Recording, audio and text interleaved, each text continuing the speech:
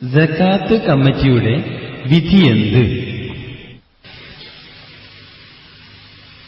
അത്ര തന്നെ ഉള്ളൂ. സകാത്ത് എന്ന് പറഞ്ഞത് നിസ്കാര കമ്മിറ്റി, സകാത്ത് കമ്മിറ്റി, ഇങ്ങനെ കുറെ കമ്മിറ്റികളൊക്കെ ഉണ്ടാവാം.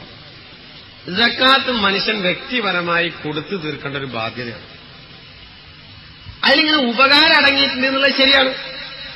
പക്ഷെ നമുക്ക് ഓരോരുത്തർക്ക് വരുന്നൊരു ബാധ്യത, സ്വന്തം ബാധ്യത മറക്കണ്ട.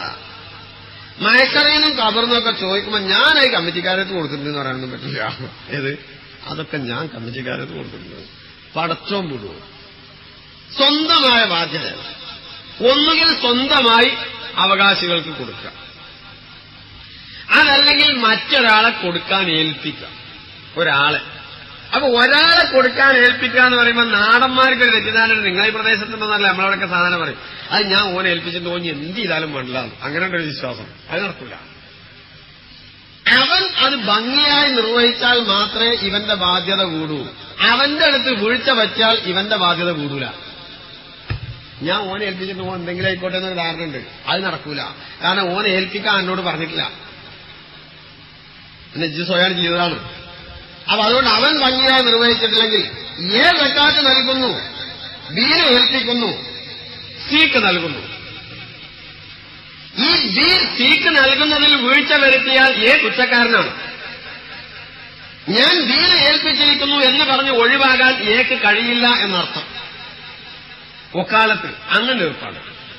ഈ കമ്മിറ്റി എന്ന് പറഞ്ഞ ഒന്ന് യഥാർത്ഥത്തിൽ കമ്മിറ്റിയുടെ ഉജൂദ് തന്നെ കുല്ലിത്തബൈന്റെ ഉജൂദ് പറഞ്ഞതുപോലെ വിമാന ഉജൂദി അഷ്ടാസ്യ അല്ലേ കമ്മിറ്റി. എങ്ങനെ പോയി മലയാളീകരിക്കാം? അത്രയല്ലേ അതിന് ഉജൂദുള്ളൂ. അപ്പൊ അതുകൊണ്ട് ഏതെങ്കിലും ഒരു വ്യക്തിയെ ഏൽപ്പിക്കുകയല്ലാതെ കമ്മിറ്റിയെ ഏൽപ്പിക്കുക എന്ന് പറഞ്ഞ ഏർപ്പാട് ഇസ്ലാമിക ശരീഅത്തിലില്ല.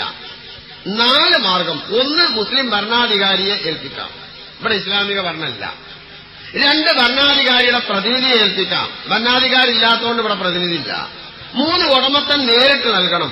4, മറ്റൊരു വ്യക്തിത്വത്തെ ഏൽപ്പിക്കണം ഇവന്റെ ചുമതലയിൽ.